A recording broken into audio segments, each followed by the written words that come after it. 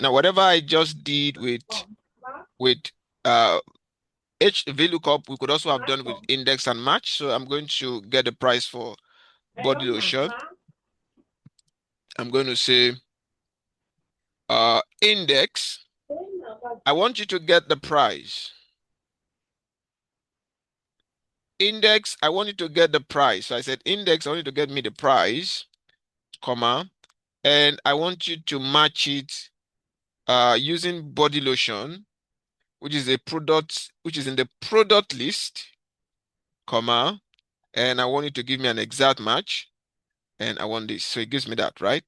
Okay, so let me do that again. So I'm doing this, index. Index, the first thing is what you want to get. What you want to get as your final answer is price. Then match. I'm going to say, well, the price I'm looking for is the price of body lotion, comma, and the price of body lotion is a product under the product name. Fine, then I'll put my 0 here. 0 is just a constant, and you're good to go. So even if this changes to eye cream, yeah, good. All things fine, being equal. We could have also done it with X lookup, but let's stick to index and match, and sometimes you can look for X lookup. So that is basically that on index and match. So if there are no questions, let's quickly discuss something called absolute versus relative referencing. Absolute versus relative referencing. So let's look at how this works. I'm going to have to close this now. We're done with this. I'll open a new table, and I'll imagine that these are my courses. And this is like, let's do units. Let's say they are all 3 units. And this is practically like my how do I put it now? Let's say my score.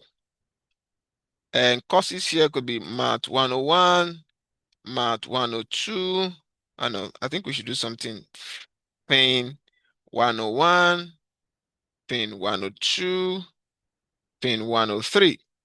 So right here I need to remove this guy.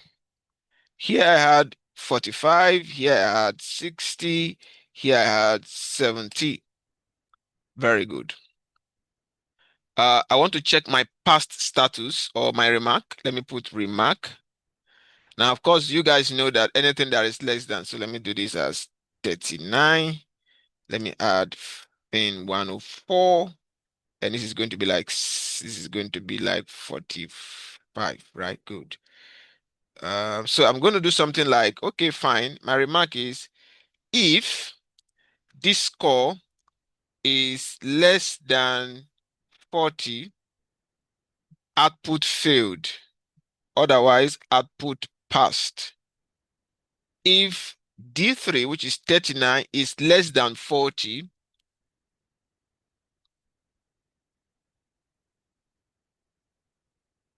okay, it's recording. If it's less than 40, give me failed. Otherwise, give me passed. So this is going to give me failed. And this is going to give me passed, passed, passed. Fine. So let's assume, just for the sake of this class, I want to do like some sort of um addition. Let's say some sort of cumulation. Let's just call it cool. Not no real thing. I want to do 39 times 3. Then I'm going to do 39 times 3. That gives me 117, and that's correct. And I'm going to copy the formula by clicking on this little dot here. And it says value 2732700. Now, I don't know why it said value, but let's look at it. I mean, I expected it to do D4, like here, I did this times this. I mean, in the real sense, if I were to do this, it should also be 60 times 3, 7 times 3, 45 times 3, but it's not. Notice that instead of it to, remember now here, this is D3 and this is D1. So it said D3 times D1. Now, on coming here, I expected to say D4 times D1 again, but it changed to D2. Coming here, I expected to do D5 times D1, but then D3. The reason is because there are two kinds of referencing. Now, what it's trying to do is what we call relative referencing. It's trying to imagine that if the first one used this one, the second one will use the second one. That's why it gave us value. So that's like 60 times score. It gives us no value. The third one will use this guy. So this guy actually, this value we have here is actually D5 times D3. That is 70 times 39. And then this guy would be times this guy. But that's not what we want. So how do we achieve what we want exactly? We have to use something called absolute referencing. So what do I need to do? Well, this is not so complicated. D1 is what I want to be absolute, right? So I can put, I'm going to put my dollar sign here and here, and I'm going to do this. So what I did here, I'm going to explain that. The first dollar sign, remember, D is on the column, is for the column, right? The second dollar sign is for the row. So by the time what I did is to put a dollar sign before D and a dollar sign before one. And if I also did put a dollar sign, I think I can do this. This should also be correct because this value here is on the roll. So I can do this. But just sometimes for clarity, I like to do both and hit this. So now it's going to keep this D1 constant. That's what I've done here. I'm saying keep D1 constant. So if I apply it across now, if I do copy formula, it's going to multiply 60 times. Notice the formula here is still D1. Notice the formula here is still D1. Notice the formula here is still D1. Now, understanding absolute and relative referencing and misreferencing is very important. Relative is going to try to do 1, 2, 3, 4.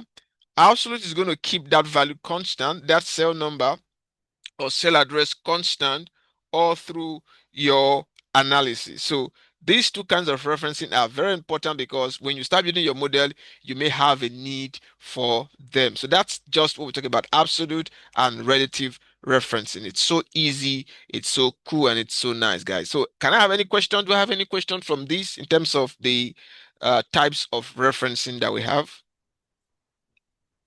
So please explain, give the definition of that absolute and relative referencing again. Sorry, I didn't get that.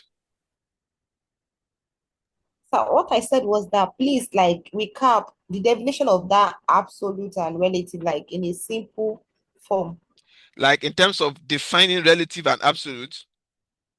Okay, let me put it relative.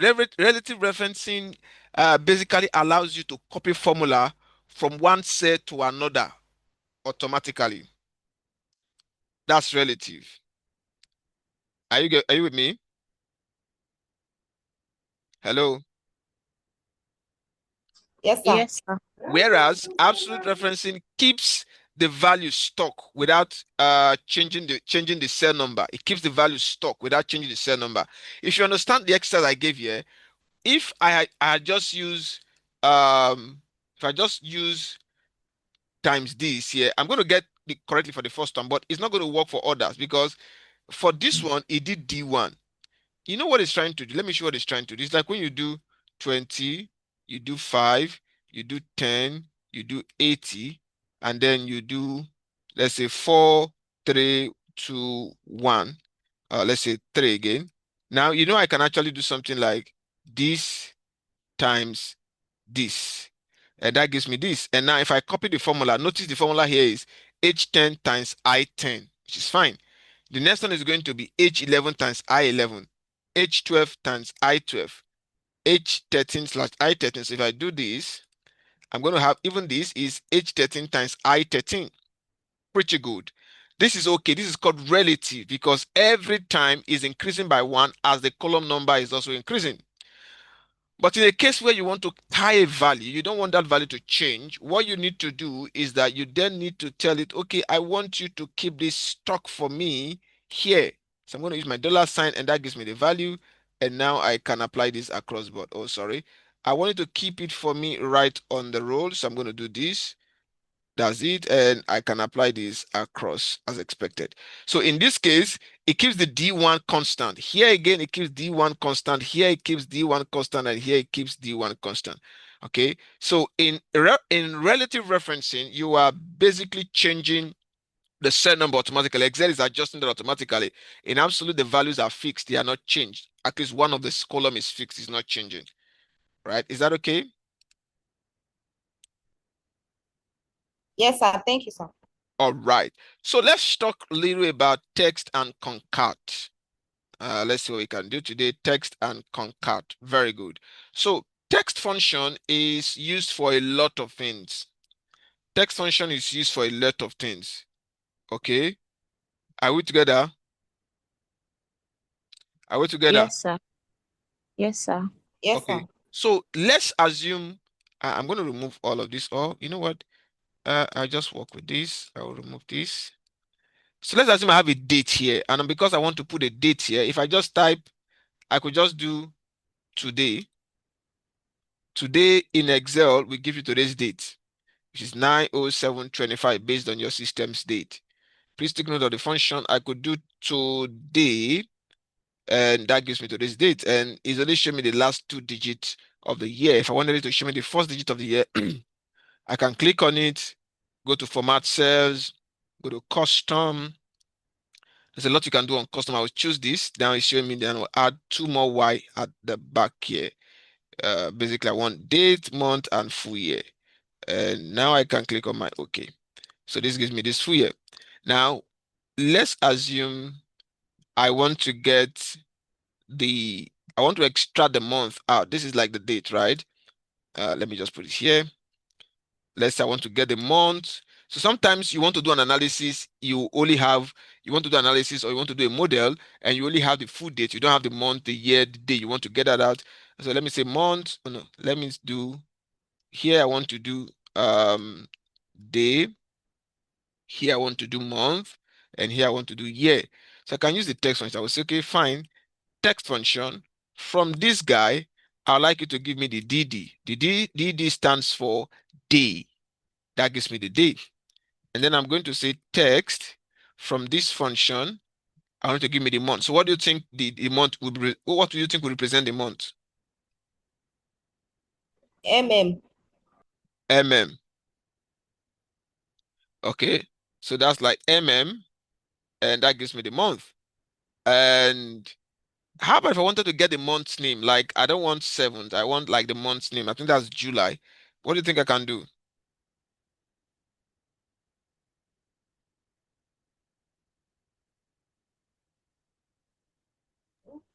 Probably we can write MMMM.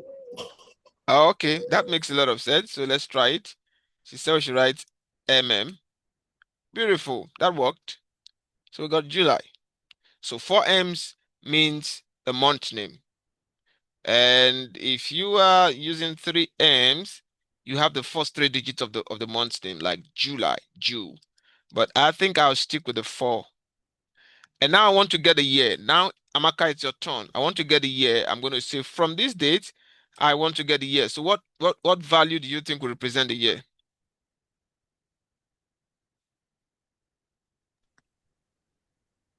Why? Y, but it's going to be, if I use 2Y, For why? okay, 4Y. So let's do 4Y. So this gives me this. And if I used 3Y, it's still not going to change. But then if I use 2Y, it will only give me the last digit, that's 2025, 25. And if I use 1Y, is that even going to work? Now it's not going to change. So we will stick with 4Y. So fine. This is how you are able to extract the month, the year, and the day from a given date using the text function. Is that clear? Is Yes, that sir. clear? No questions on this, right? No, sir. Relatively simple. Very good. So one more thing we're going to talk about now is going to be concat or text join. So this is also very important. So I have Onyema, famous. I have Amaka Ejimofo. Then I have Ifeoluwa. I don't know your surname, but I just do Grace. Let's assume I want to add this name in one column. I mean, all of the names in one column.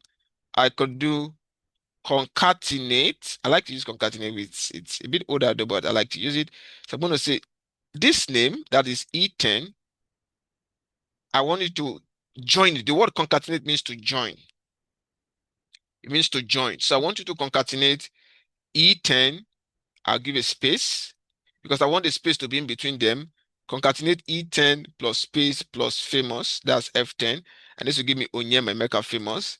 And I can readily apply this across all columns. Pretty simple. Now, it doesn't stop there. I mean, it's very possible that I have like M, like I have F, like I have F. So I might also want to add that. Then I'll do EM, EF, E10, which is this, space. Now, please don't get this confused. This is quote, space, quote, quote, space, quote, F10. And then I'm now going to do a comma. And I said minus. What I'm doing here is that I wanted to show Onyema space famous dash M. So I'm going to now pick this guy. And this will give me Onyema Emeka famous dash M. And I can apply it across.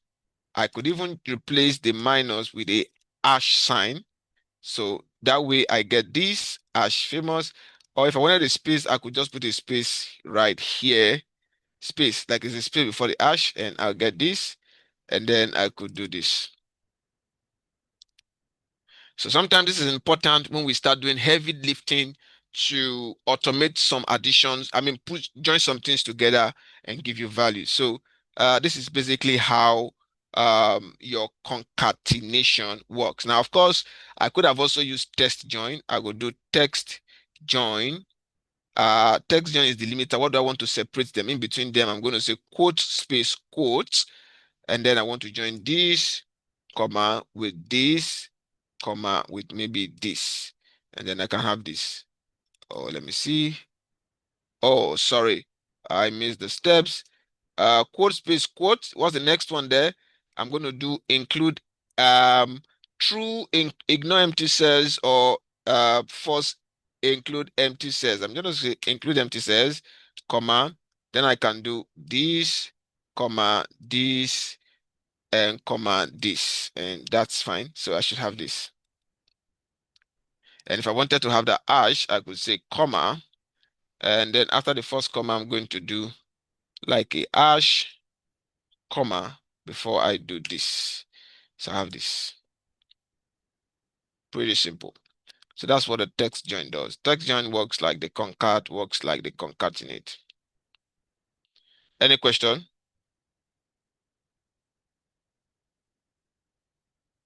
No, sir. Amaka? No, sir. Very well understood. Sorry, sir. I want to ask, how Yeah. do you know when to use either of them? To use text, concatenate? Well, I just prefer you stick to concat. Okay. Yeah, just stick with concat. In fact, there are three of them. There's another guy. I use concatenate here, so let me just use concat. Concat, concat, this, comma, quote space, quote, comma, this. And I will still do the same thing. Well, the text gen is mostly for text. Concat could be used for any other thing. And most interestingly, we also have something called text split. Text txt. What is it now? I'm trying to remember the name. There's another one called test. Is it text split? Yeah. I'm not sure it's on my version. Test split. No, it's not on this. So we also have something called text to separate them. But by and large, I'll prefer you use the concat. Just stick with the concat. Is that okay? Yes, Yes, sir. sir. All right. So any more questions on that? No. Very good. So No. that is that on concat. So let's talk about dates. Dates. We're going to look at today, now, end of date, year, month, year, month, and day. Okay. So you see the stuff we did here. I could have also done it by doing day. Day from here will give me 9. That's using day. So instead of me to use text and start putting DD, text this DD, I could just do day from this date will give me 9. And I could have also done month from this guy, and that would give me 7. And then I could have also done year from this guy, and that would give me 25. So if I wanted to get, assuming the whole thing is scattered and I want to get a single date also, I can then use concat this, right? Comma, then I will say, okay, I think at this point I can use the text join. I could say text join. The delimiter is going to be a dash, comma. Then I'm going to set include empty cells, comma.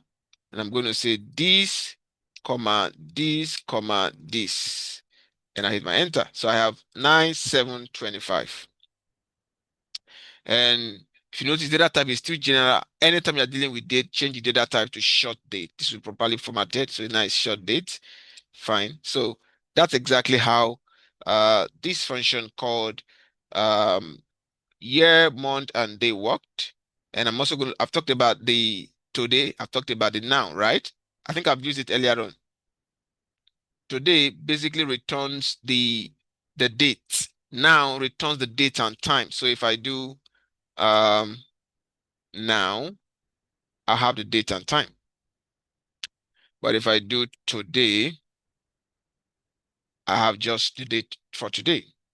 So the difference between the two is that one gives you the date and time, one gives you just the date. Is that clear? Yes, sir. Are you guys learning something?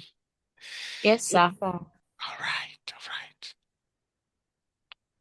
Okay, so let's look at something like this. I just dropped down some things there so you can see. There's another one here called date, start date and start month. Add months to a date.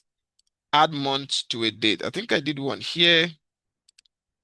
Now, so this is a date, 01/01/2024. I want to add 6 months to it.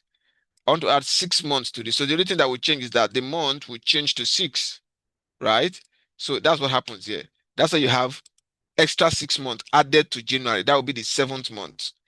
So if I have a date, let's say I'm going to change this column to, now notice if I want to write my date, if I write 01/04/25, this is it. It's already changed to date format. Now I want to add 6 months to this. I'll say date. This date, I want to add 6 months to it. And that gave me a number. Why do you think it gave me a number? Because it's on general. Oh, A, beautiful. a number.